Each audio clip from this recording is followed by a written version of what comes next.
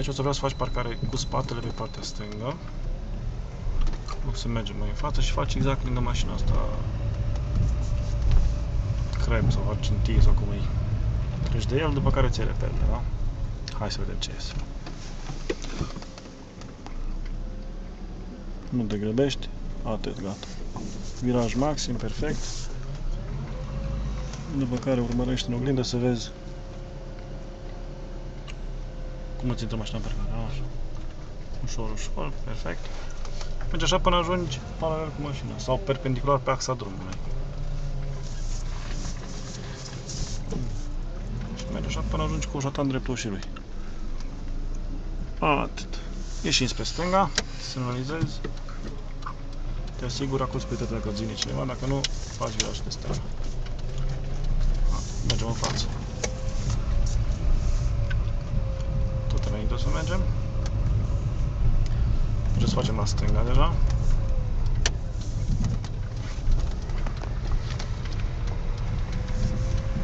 Fac viraj spre stânga.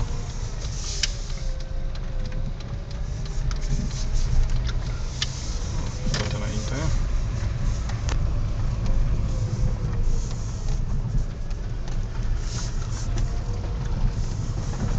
Deci tot așa cum duce drumul, te duci spre stânga. După care o să vreau să-mi faci o parcare lateral cu spatele pe partea dreaptă. Deci la Opel o să vei aici. Du-te mai lângă el și după aceea să nu uiți să-ți repere. Semnalizezi dreapta când te oprești. Perfect. Și te-ai oprit. Îți iei reperele acum. Hai să vedem. Duci în dreptul la două ușă, da? Bun. Aici te-ai oprit. Acum viraj maxim dreapta. Perfect. Și urmărești în oglindă. Perfect. Și te duci așa până ajunge colțul lui pe direcția ta. Atât. Da. Și invers volan. Până la capăt. Și acum încă o dată din nou. Ți intră mașina ușor în parcare. Nu te grăbești, foarte încet la manevra cu spatele. Dai până ajungi paralel cu bordura. Mai. Te duci în oglindă ca să vezi dacă ajungi paralel. Mai puțin. Te mai duci. Atât. Da. Și acum dacă te uiți, bordura e lângă tine. Înseamnă că parcarea e foarte bună. Ieși spre stânga cu semnalizat, asigurat, acordare de prioritate. Te asiguri, perfect. Din nou ieșim, îndreptăm la.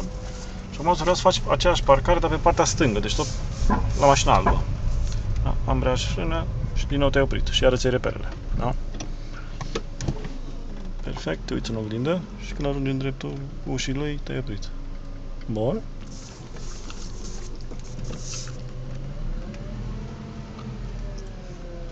Merge, bravo. Mai. Atât. Și invers volan. Așa. Mergi așa până ți intră mașina în parcare. Nu te grăbești, ușor. Când ajungi în dreptul bordurii, te-ai oprit. Perfect. Bravo. Semnalizezi dreapta și ieși spre dreapta. Te uiți în oglinda din dreapta să nu-ți vină absolut nimic. Liber. Și încă o dată vom face parcarea cu spatele lângă mașina galbenă. Treci de el că el e reperul tău, da? Perfect. Ambreiaj, frână și fă-ți parcare. Îți iei reperele. Atât. Și maxim dreapta. Perfect.